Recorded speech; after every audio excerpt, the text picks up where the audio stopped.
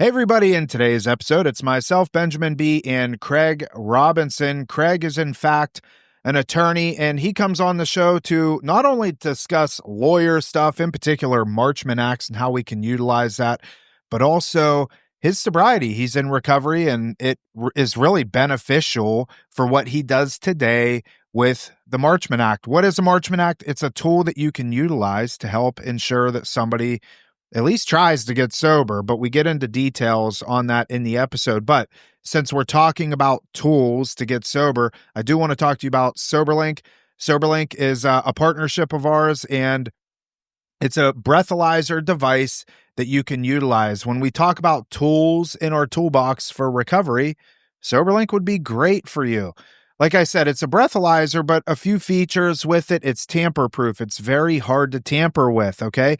It has facial recognition, so I can't just pass it off to somebody and say, hey, will you blow in this thing for me? It doesn't work that way. And also you can schedule your test times if it's going to be in the morning, lunchtime, in the evening time around supper, whatever the case is.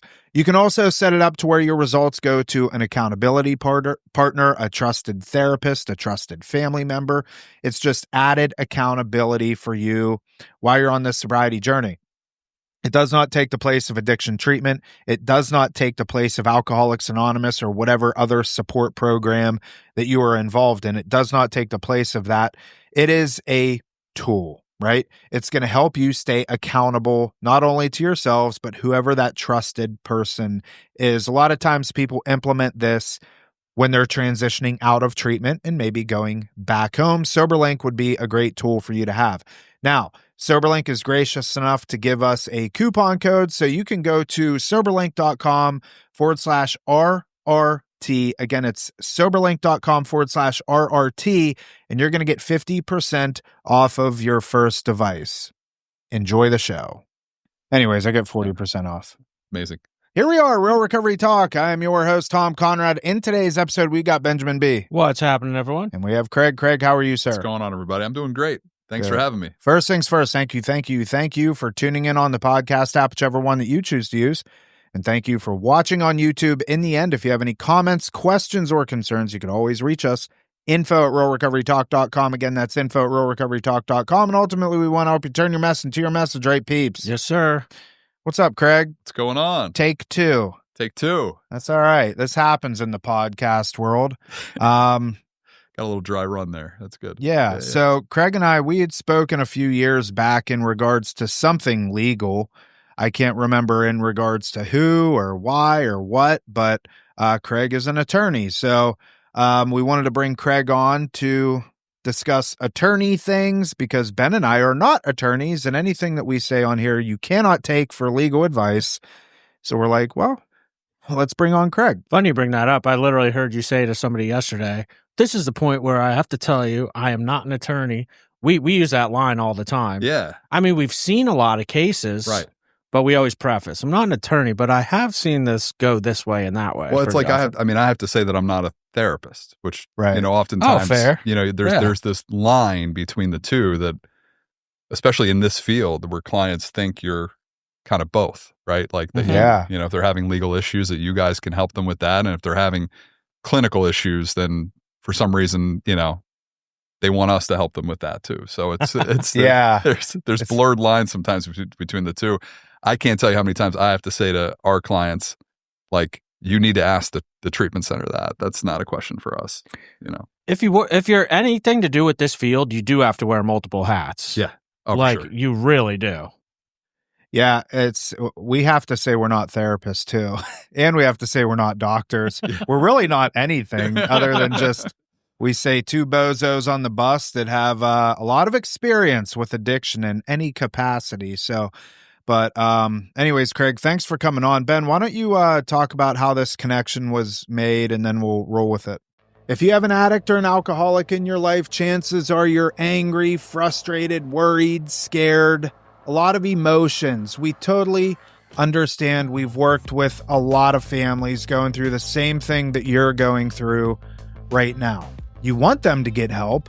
You would love for them to not have this addiction, but you don't know what to do.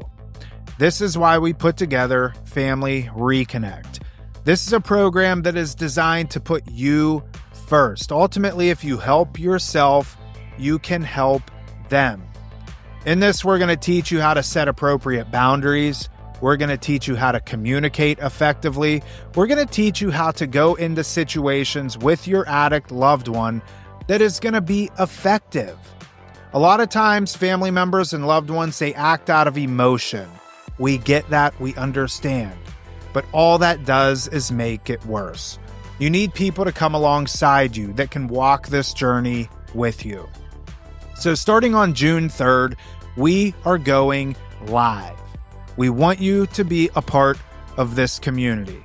Because remember, you didn't cause this. You can't cure it, and you definitely can't control it. So June 3rd is when we're going live. You can find all the information at realrecoverytalk.com/FRC. Again, it's realrecoverytalk.com/FRC. We're excited to go on this journey with you, and we'll see you on June 3rd.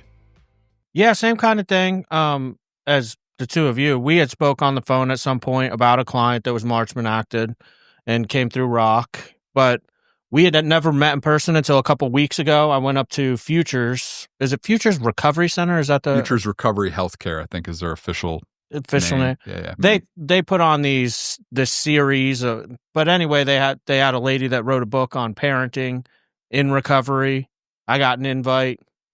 Craig was there. We put two and two together.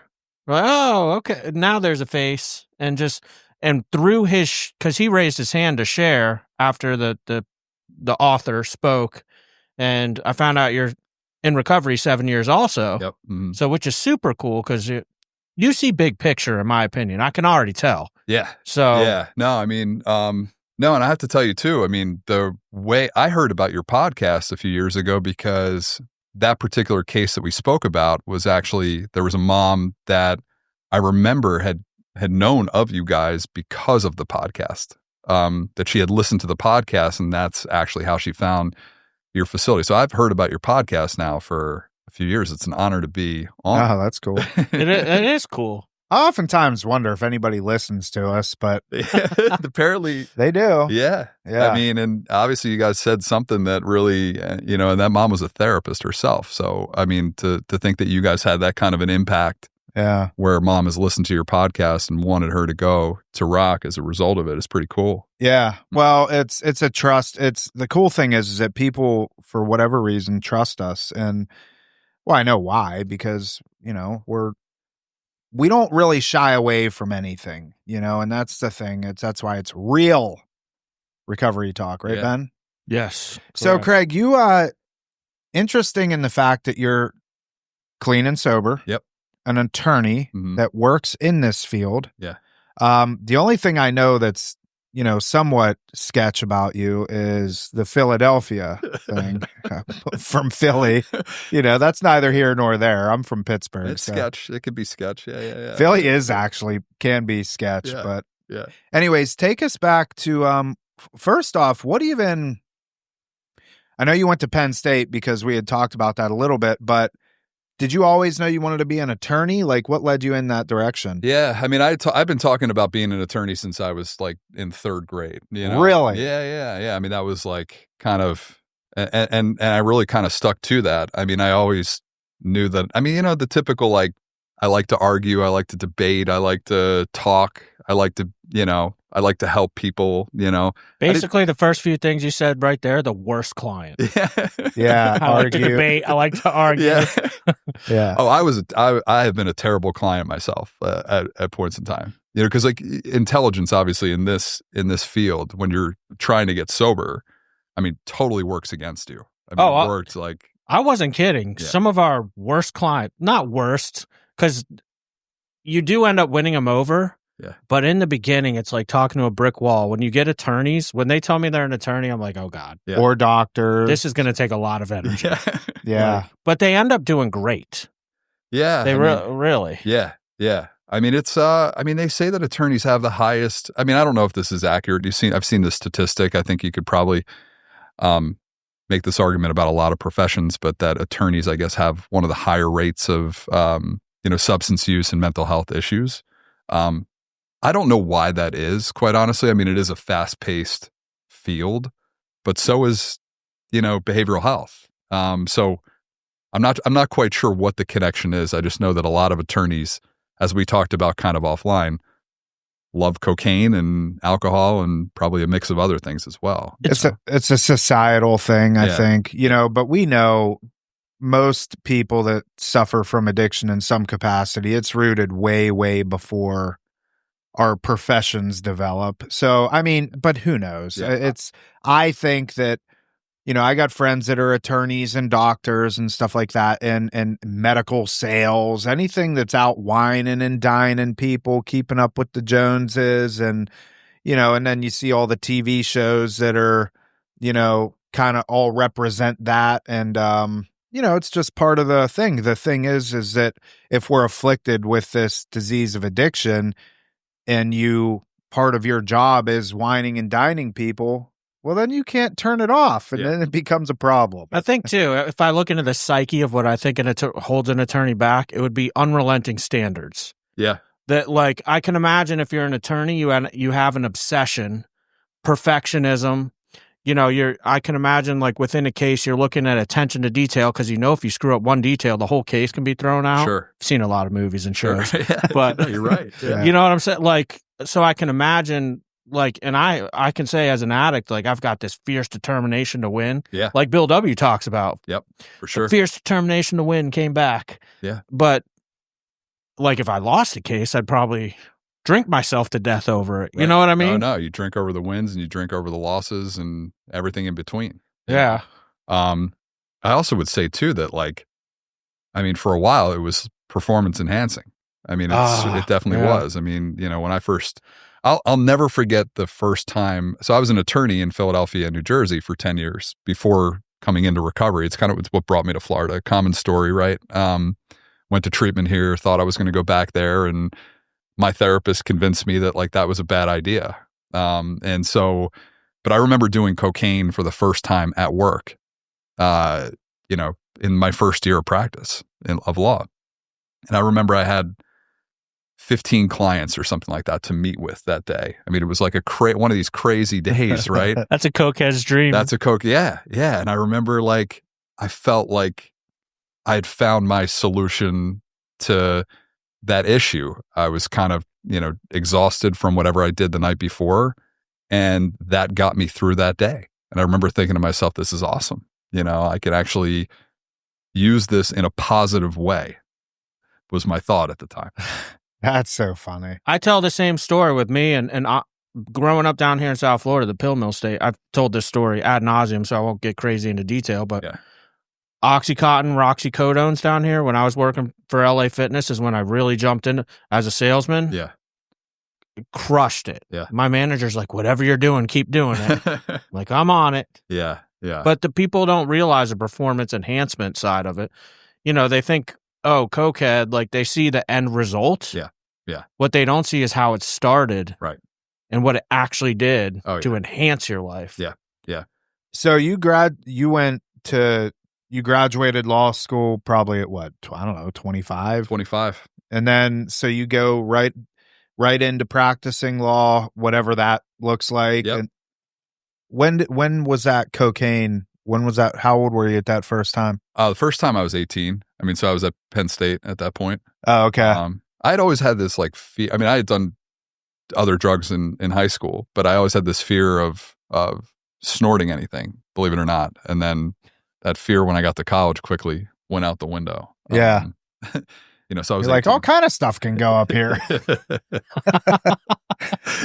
Yeah. Yeah. But 18, I mean, it was like, at that point, it was social, it was weekends and whatnot. And then, in law school, I went to Villanova in Philly, and it picked up speed a little bit there, where it was kind of using it a little bit more during the week. And then once I started practicing law, it became more regular. And really kind of like the last 3 years, probably from like 2015 to 2018, then it became really like a daily thing for that 3-year period. That was pretty brutal, that time period. So your substance use while practicing law, I mean, was it more amplified? And, like, take us through that journey quickly. Like how, and then ultimately I want to get to where like enough was enough and it was time to go to treatment. Yeah. I mean, it was definitely more amplified, as time went on. I mean, I will say like in 2012, I got fired from my first job as an attorney. And at the time, if you would have told me, or if you would have asked me why I got fired, I would have said, my boss was just an asshole. An asshole. Yeah, I don't know if I can use that language here, but that's what I would have told you is that he was the problem, not me. And so I got fired. We actually ended up in a lawsuit against each other. Actually, a couple of lawsuits that went on for a period of time. And I bring this up too because there's kind of an interesting ending to that, to where we're good now. I've been able to make amends to him through the 12-step process, and that was, I mean, to think of like we can get into that a little bit, but to think of where things have gotten now, like if you would have told me that I would ever even talk to this man again, I would have told you were out of your mind. And to think that now I could text him when he gets married, congratulations. He's texting me, congratulations. He wrote a letter of recommendation to the Florida bar on my behalf, to get into the Florida bar. And it was pretty bad. So, I got fired from that job. I got another job in 2012 working for a firm that I worked at until 2018. But during that time period, it got progressively worse, to the extent that like I was a trial attorney. So I'd be on jury trials and I would be using, during those trials. I wasn't doing poorly at work. Like I was getting good outcomes in those cases, but internally I was falling apart. I was truly falling apart. And I talk about this a lot, but like in that kind of a profession, I remember thinking to myself like that if anybody ever found out what's actually going on with my life, like the bar or anyone, that there was this fear of what would happen to me if anyone found out that I was using drugs and that my life had become what it had become outside of work. So I think that's a fear that a lot of people that have any kind of a professional license these days, go through. It's like, what are the potential consequences? And because of that thought and that fear, it's like, I just can't tell anybody. I can't tell anybody the full truth of what's going on. Come to find out, like sitting on this side of things now, it's an asset. Being able to actually share your story openly.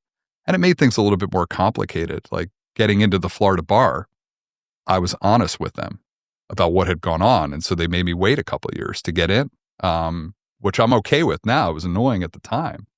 But I was going to ask that question since you are an attorney, because we do bring this up pretty often where people are afraid to tell their employer. Yeah. But you are protected by the Americans with Disabilities Act. Yeah.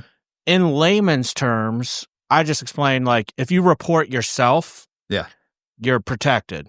If you go get help. If you get caught, that's a different story. But you're the attorney, so I wanted to bring it up so maybe you could verify. Yeah, no, there's actually, for attorneys at least, and in most professions, I will say, for instance, like you just said, like law enforcement, like I've been doing some education in the law enforcement and first responder field. And, there, obviously, if you get caught and you test positive on a drug test, you're getting fired, Now, if you come forward and, for instance, the Fort Lauderdale Police Department, I spent the day with them yesterday doing some training with them. They have a psychologist on staff. And so when somebody goes to that psychologist for their own mental health or even substance use issues, it is confidential. So what is talked about in those settings is confidential. But I think a lot of people in that circumstance don't realize that, or maybe they don't trust it, right? Like I knew there was a group called Lawyers Concerned for Lawyers in Pennsylvania. It's their professional, network for lawyers. And I knew that they said it was confidential, but the reality is, was it really going to be confidential?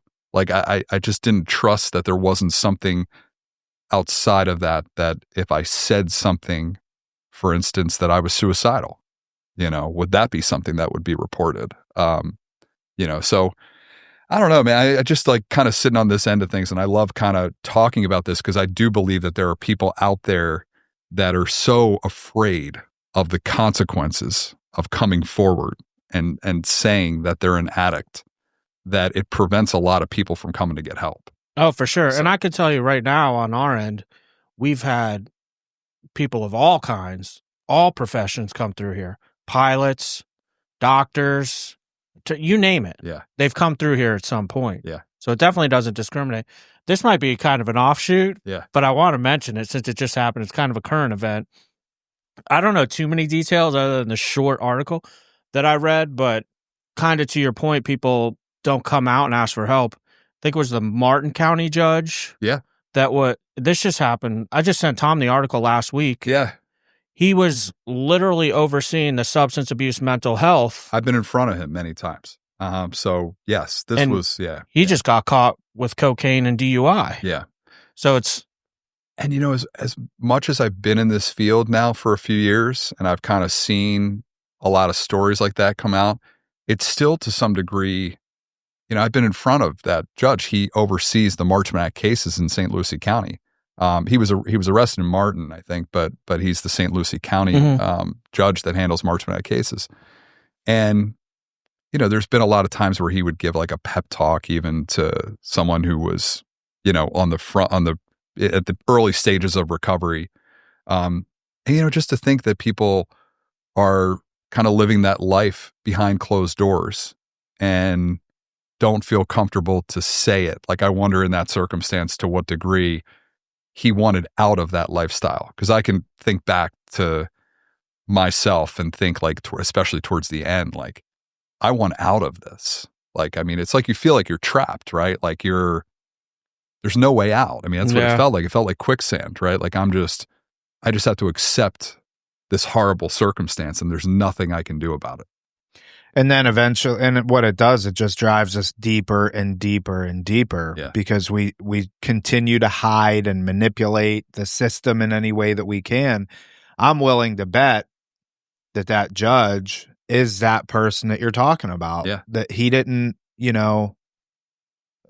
probably doesn't realize that there's a way out. And now the thing is it's going to be probably a lot tougher than it may have been if he would have just come forward and said, hey, I got an issue that I got to take care of, leave of absence, whatever the case is. Yeah. Yeah. I don't know. I mean, it's a tricky thing, but I always tell people when we're on the phone, I don't give a shit what profession you are, whether you're a lawyer, garbage man, whatever.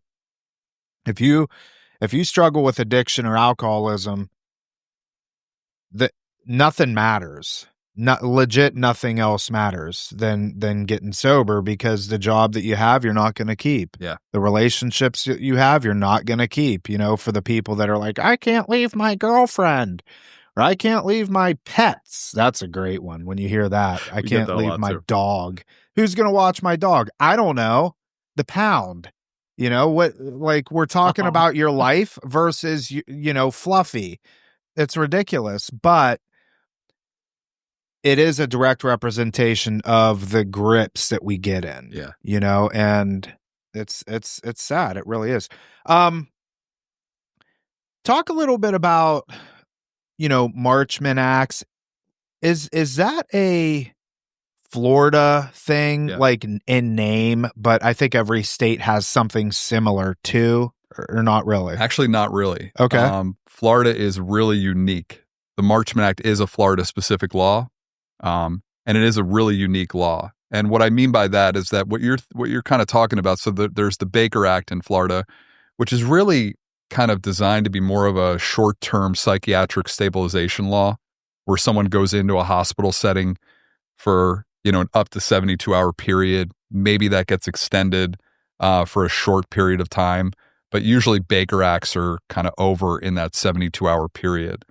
Most states have something similar to the Baker Act, where someone can be involuntarily psychiatrically stabilized. But the Marchman Act is unique from the standpoint that it provides a longer-term option. There has to be involvement of substance use. So the person has to be able to be diagnosed with a substance use disorder to qualify. They can't. Not just mental health? No, it's not just mental health. It does. The law does state that it accounts for co-occurring mental health disorders, and it doesn't specify which one has to be primary and which one can be secondary. So you can have an individual that has a mild substance use disorder or even a substance use disorder that's in remission, for instance. So, we have cases, for instance, where someone maybe used the last time 6 months ago, but maybe they're still experiencing psychosis. And maybe that's in part still to a degree related to their past substance use. Maybe that substance use is still having an impact on their brain, but maybe it's predominantly mental health today. That person, as long as they can still be diagnosed with a substance use disorder, which doesn't mean they have to be actively using in that moment to be diagnosed with that, they can still qualify under the Marchman Act. To your point, there are a few other states that have laws that look like the Marchman Act on the books, but they're not utilized in the way that the Marchman Act is. And what I mean by that is that, under the Marchman Act, like I mentioned the Baker Act. Baker Act, you go into a psych ward, right? Most people are there involuntarily. They're under some, like a Baker Act type law. It's the reason they're there. With a Marchman Act, you can go to a private treatment facility like Rock Recovery, right? And you can actually be in treatment involuntarily under a court order, not with the doors locked, right? Like you could theoretically walk out the door. Now you're going to be violating a court order if you walk out the door, so there could be consequences. But the great thing about it, I think, is that you're commingled with other people who are there voluntarily, right? So now you have someone who's there involuntarily, who's been forced, for lack of a better word, to be there. But the hope and what we often see is that when those people are around people who want their own recovery, that it starts to become contagious, right? Like if they're there for an up to 90-day period, which is the ceiling under the Marchman Act. It's the longest that one particular court order can be in place for. It can be extended beyond that 90-day period. It just requires court review after that 90-day period. But the Marchman Act can stay in place as long as a clinical team or a clinician recommends that it stay in place. And it can also cover all levels of care. So if you have that individual who, we face this a lot, right, who historically has been to detox, they've been to residential treatment, maybe they've been to PHP. And we see this so often where they get that recommendation for sober living, for instance, and for IOP or even outpatient. And that seems to be a pattern that we see pretty often, that's where people tend to kind of fall off the pathway of recovery. It's like, thanks, I've done my time in residential, I'm good, I appreciate your recommendation, but I got this. And then we see that cycle keep repeating itself. And so we tell families that, like, in those circumstances, it's not a bad idea to consider the Marchman Act on the front end, because you can put that court order in place proactively on the front end of things to make sure that your loved one doesn't have the choice any longer of whether or not to accept clinical recommendations. They're going to be obligated to follow those clinical recommendations. And as you guys know, the longer that someone stays in treatment, not that we're trying to keep people in treatment forever, but the longer that someone stays in treatment, the better their chances for recovery are. Yeah. 1,000%. Tom mentioned that on the episode we recorded yesterday. We said we only treat about 115 clients a year over the course of a year. That's because all of our clients are staying 4 months. Yeah. On average. So question for you. You mentioned consequences. Yeah. If they don't follow through with the Marchman Act, there may be consequences. I've seen Marchman Acts come through. I've never seen anybody actually it go bad to the point where they get what are some of the consequences? Like I've heard jail, but I've never actually seen that. Yeah. Does it happen? Yeah, it does. We have people, unfortunately, that go to jail under Marchman Acts. I have to tell you, from my perspective, I never want to see that happen. That's obviously not the goal. And really the courts don't want to see that happen. It is there as really leverage. Like if there wasn't that potential, then why is it that someone would even bother with following the court order? The people that go to jail under a Marchman Act are generally, they're held in civil contempt, right? And the difference between civil and criminal contempt is that criminal contempt is generally meant to punish that individual for violating a court order. In civil contempt, it's not intended to punish the person, but it's intended to force their compliance with the court order. So let's say you have somebody that leaves the facility while they're under a court order, and we try to get them to go back, which we always do. We try to either work with their attorney or sometimes with them directly. We might file a motion for contempt and say, hey, this is scheduled for a hearing. If you're not in treatment by the hearing, the court is likely to hold you in contempt of court, and they may put a capious warrant out for your arrest to have you brought to jail until you go back to treatment. But in some rare circumstances, it is not often that we see this. Someone still just says, I don't care, and they stay out of treatment, and then those are the individuals that will get taken to jail.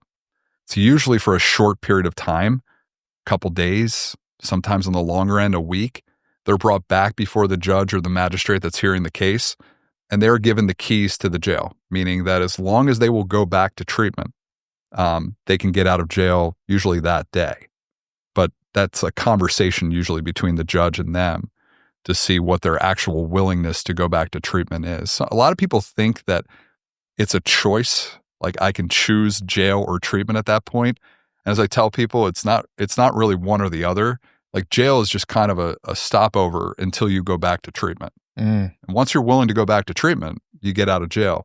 I'll also say those people that have gone to jail under a Marchman Act, especially the ones that don't have a criminal record, that have never been, it's actually unfortunately an effective intervention sometimes, meaning that once they get back to treatment and they've spent a couple nights in jail, usually the willingness to engage in their own recovery improves significantly. So, yeah, because they don't want to go back. Yeah. I mean, have you ever had cases where it's like, I mean, you have a 2-year-old daughter, so parenting can be rather difficult at times. Yeah, you got 3. Yeah, and I feel like this, from an attorney judge perspective, it's like, okay, you're going to go into jail, but you can go back to treatment. What if they say, I'm not going to treatment? Yeah. We thankfully haven't had that circumstance. Okay. But they could spend 6 months in jail.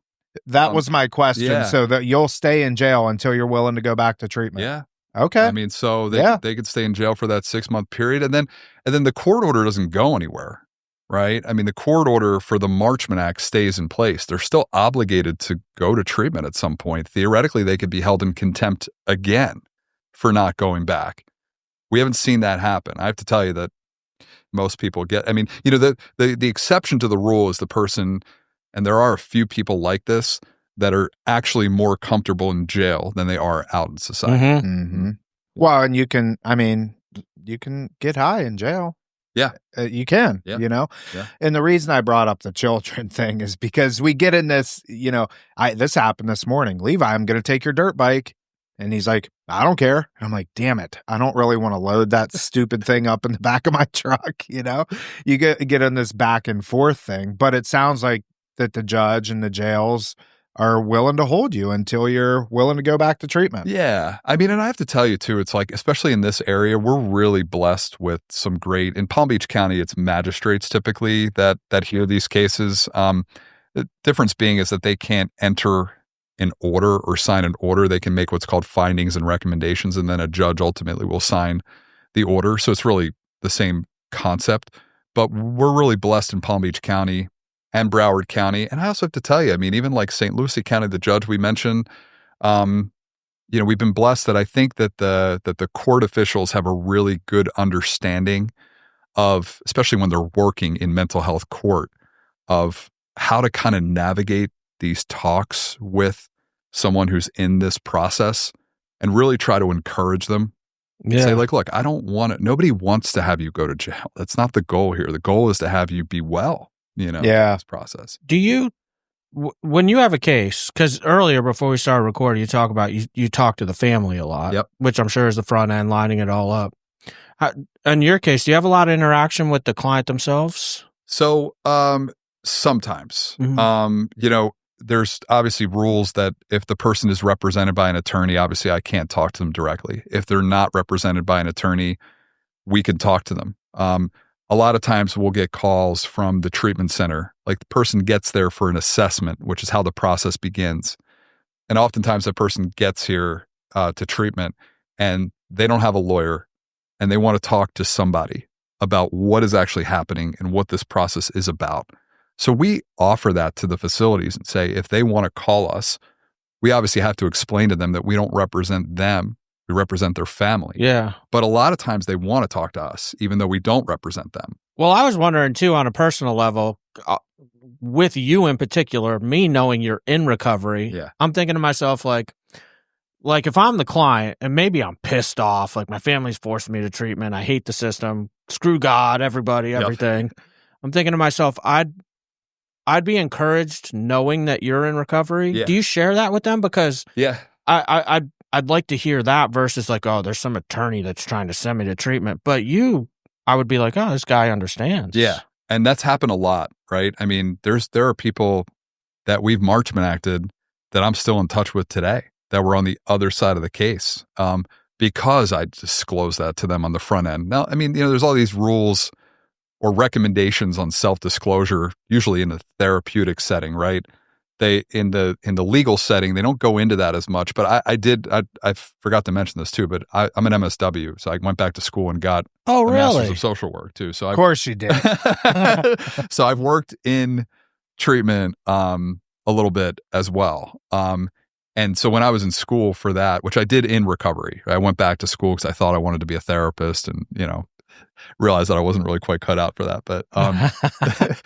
But but yeah, I mean. I'm a little bit careful with that still because, like for instance, I never shot heroin. Okay. Mm-hmm. So if I'm dealing with a heroin addict and I disclose that I'm in recovery, right?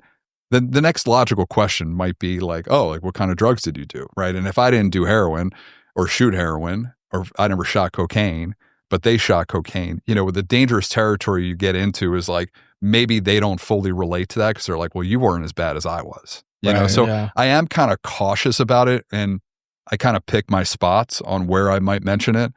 And I recognize also it's not about me, it's about them.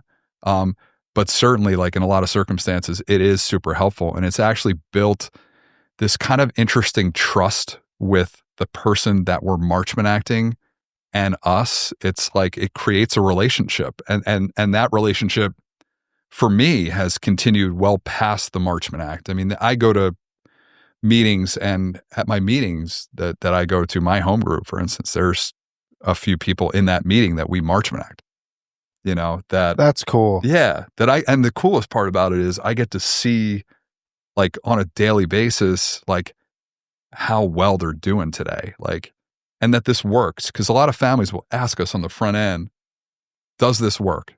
Right.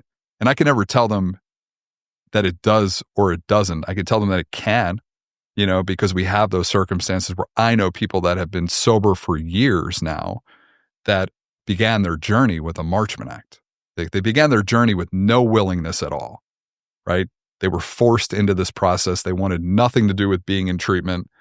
And then they got there, and then over time, things changed, right? And then they began to want their own recovery. So I get to see that story every day. Yeah, it's interesting because we talk about this pretty often, but we've done episodes like, does your loved one have to be willing to go to treatment? Sure, as a clinical team, we want someone in the stages of change to be totally willing. Yeah. But we do have circumstances, and our good friend, you might know him, Josh Gamatoni. Do you know him? I know the name. Yeah, I don't think we've met, but he always talks about you can't crave a strawberry unless you had a strawberry, or if you've tasted a strawberry before. Yeah. Like Tom mentioned that on the phone to some lady yesterday. Yeah. But I like that. The thing is like a lot of times they don't even, because they haven't experienced the process, once they begin to, like you were saying earlier about being around like-minded people with a similar problem, you have someone that's court-ordered versus everybody else is voluntary. Yeah. Because we see that all the time here at Rock. Like, we generally have a really, really good community. Yeah. Like, pretty much all year. We'll get like a bad apple, but that bad apple generally falls in line because they see everybody else. Yeah. They're like, oh, my bad apple characteristics and traits aren't working at this center, and they fall in line with their peers. Sure. Not because of us, because of them. Yeah. Well, I mean, I also think give yourself a little credit on that. And then what I mean by that too is, in my experience, I had never had any experience before I got to treatment with sobriety or people in recovery. I just never had been exposed to it. I mean, maybe I had and I just tuned it out. But, when you're around people like you guys too that are working in the facility, I mean, I remember what an impact that had on me because I'm actually watching these people who are cool, who I relate to, who are into the same things I'm into, who are living these happy lives in recovery. Like, that was never even a possibility. So, you imagine somebody who's getting to treatment involuntarily who maybe hasn't been exposed to that yet, right? And now all of a sudden they're exposed and they get to see not just the people that they're in treatment with that want their own recovery, but the people that work there, and run the facility that are in long-term recovery who have these incredible lives. Like, it's inspiring. Yeah. It's like our AA guru here. Eric, do you know Eric? Which I don't know. He's like Eric Eric. Sheets. I got a few Erics in my. But you look at him when you would be like, oh my God, this guy's a murderer. He's got a mohawk, tattoos on the side of his head, Love it, big old goatee down to his chest, like that's braided. Yeah, I mean, he looks scary. Yeah, but when it comes down to recovery and speaking the language and being compassionate, like when clients see him and then they get to see how he is, it's like, oh, because when you look at him, you're like, yeah, this dude's murdered some people. Yeah. You guys, maybe he has. You guys got sober probably right around the same time. He's got 7 years. Okay. And we do a big book study on Monday nights live. I'll send you the links for it. Yeah, love it. We're like 17 weeks in, so he's going through the book line by line. I've never seen anybody that can break the book down like him. Nice. I know we're running short on time because you got to get back to your office. Last question. It's Florida specific, the Marchman Act, but I have a couple of people in my head right now that are not in the state of Florida that could benefit from this. Yeah. Is there a way to do this? Yeah. So I'm glad you asked that question. You do not have to be from Florida in order to be to fall under the Marchman Act, to be subjected to it, for lack of a better word. You just have to be physically located here. So a lot of times we will strategize with families outside of the state because there is nothing quite like it. So I'm still licensed in Pennsylvania and New Jersey as an attorney, but the laws are just not favorable there. So we don't do any work there. Even the families that call us from those areas, we tell them, it's best to strategize to bring your loved one here to the state of Florida. And there's two types of people that a Marchman Act may begin for. And that is the person that will walk in the door of the facility, but because of their history, we know that they won't stay. And then we have the person that won't even walk in the door, right? So for the person that will come in the door, but we know that they won't stay, the family can encourage them to come here for treatment. And the moment that their feet touch the ground in Florida, we can file a Marchman Act and put a court order in place and make sure that they stay and follow clinical recommendations.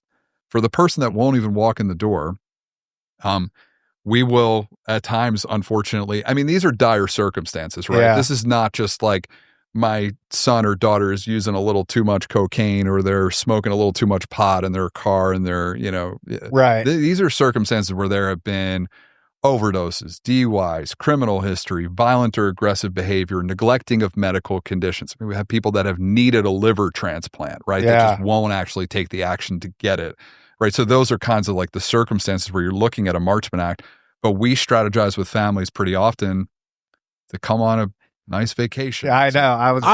What immediately went through my head, we're going to Disney World. Yeah. And then like Craig's at the gate of Magic Kingdom. You're not going in there.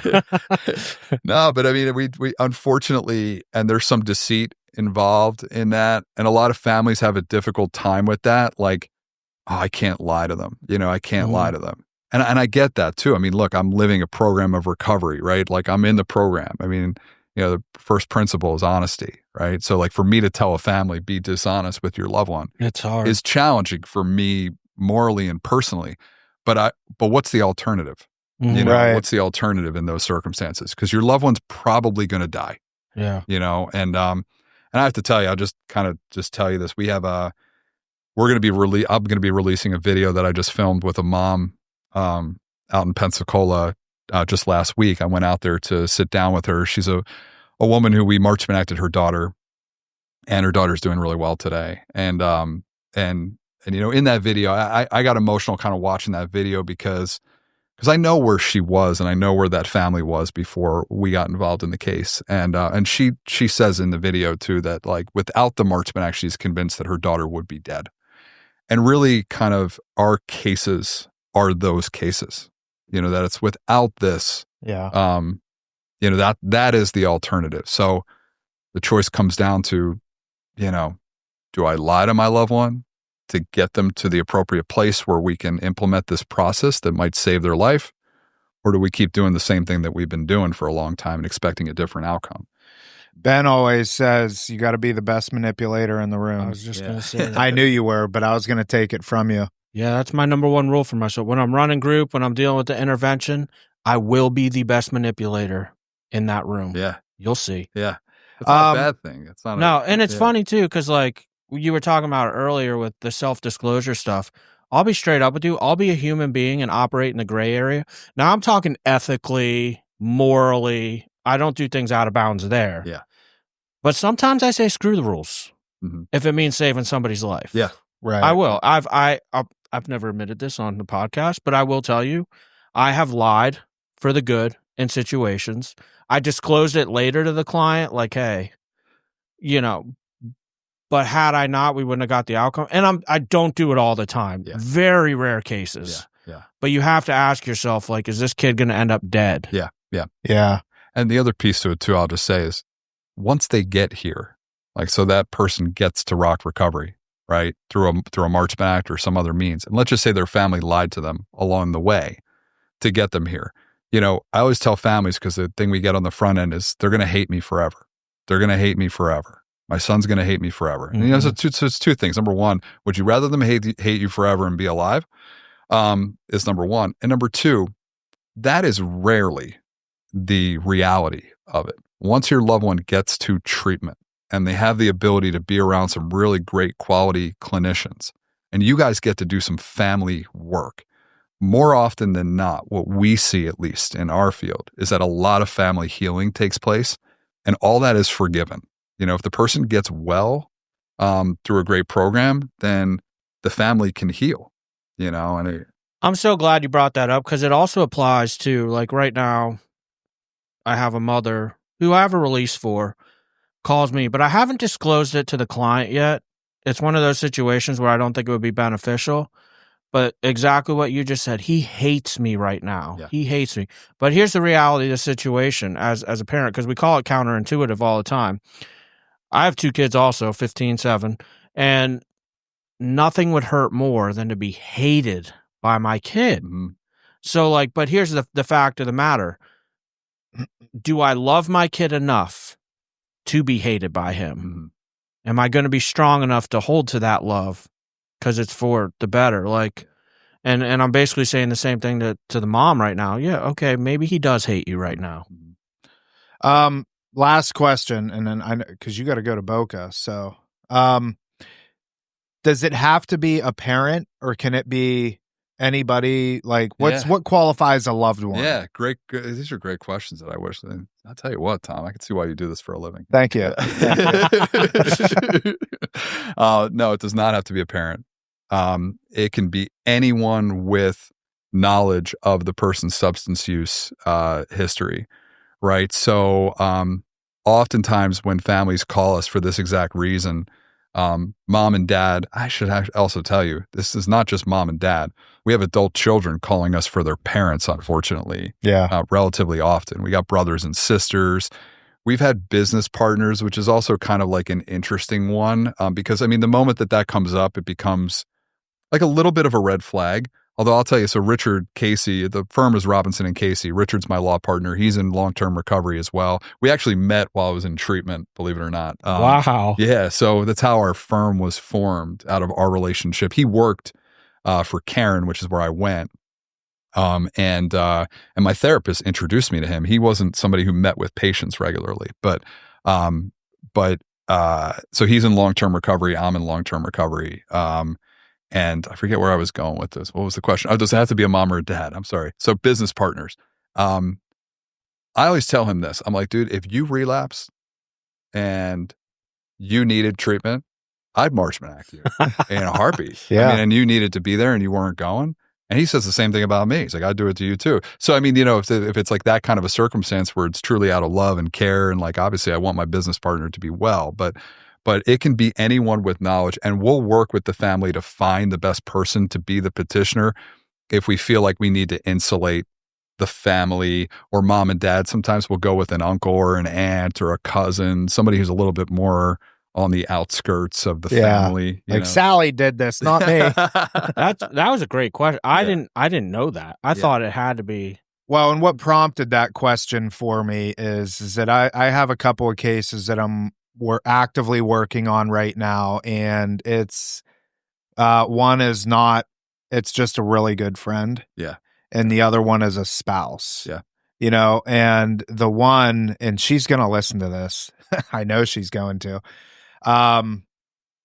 This would be one of those situations where it's like, hey, we're taking a drive down. We're going to go on vacation down to Disneyland. Yeah. It wouldn't be Disneyland or Disney World because they don't have children, but it could be, hey, we're going to go spend the weekend in St. Augustine type thing, because he does not want anything to do with treatment. And his dad and his uncle both have died from alcoholism, and he's in his mid-30s following in the same suit. Yeah. You know? Sorry to hear about that. Yeah. Craig. You made a false statement. Why? How many times have you gone to Disney, left your kids in the room, and gone to the park by yourself? Yeah, but I never. You're a Disney guy? Huh? You're a Disney guy? Yeah. Big Disney guy. Yeah, are you? Not really. You know, I never. You will be. Until I had a kid, I had never actually seen a Disney movie, I'm pretty sure. So. I don't watch the Disney movies. You don't? Okay. No. Okay. No, I don't Good. care about He those. loves the parks. The parks are pretty cool, though. It's like the kids are asleep in the hotel room, and he goes off by himself, and like, yeah, I mean, it's really cool. Cool. Yeah. No, I'm not. You'll be, Awesome. yeah. I'll be a Disney guy? Yeah, Okay. you will be eventually. And I'll give you all the ins and the outs. I need that. Craig, I appreciate you coming on, man. Very educational. Yeah, Ben, any final thoughts? no, that was a lot of fun, man. I always come back to this in a lot of episodes. Like, it's cool because we didn't know each other that well, but you sit down, do one episode with somebody, and it's like, Yeah. did we just become best friends? You know? Yeah. No, you guys are great It's guys. cool, Thank you. And like I said too, thank you for, I mean, I really think that the message you guys are conveying with your guests, I know that you've had a few people that I know on the podcast too, and it's just awesome work. So thank you guys. Where can people find you if they're interested in your services? Yeah. So the firm is Robinson and Casey. We're primarily based out of Boca Raton, but it doesn't matter. Our clients are all over the place. We're all over the state. A phone number is 561-203-0085. Our website is, so our slogan is "We've been there," because we've been there. Yeah. So actually the website, easiest one, is we'vebeenthere.com. How did you buy that URL? It's not cheap. Yeah, you got lucky. Yeah. Well, that's great. So we'vebeenthere.com and the phone number. Well, I appreciate it, man. Yeah, no, thank you guys. Open invite to anytime you want. And we'll do more episodes. You'll have to come on we're going to do, I told you, the out to lunch podcast, but we just go out to lunch and review food. So it'd be a little different. Oh, I love We were supposed to get lunch after this, but he had to go back to office. So we actually have a lunch rain check anyway. Oh, okay. All right. Tom's always down to eat. Yeah, sounds good. Cool. All right, that is it for this episode of Real Recovery Talk. Thank you for tuning in. In the end, if you have any comments, questions, or concerns, you can always reach us. info@realrecoverytalk.com. Again, that's info@realrecoverytalk.com. And ultimately, we want to help you turn your mess into your message. That is it. We will see y'all later.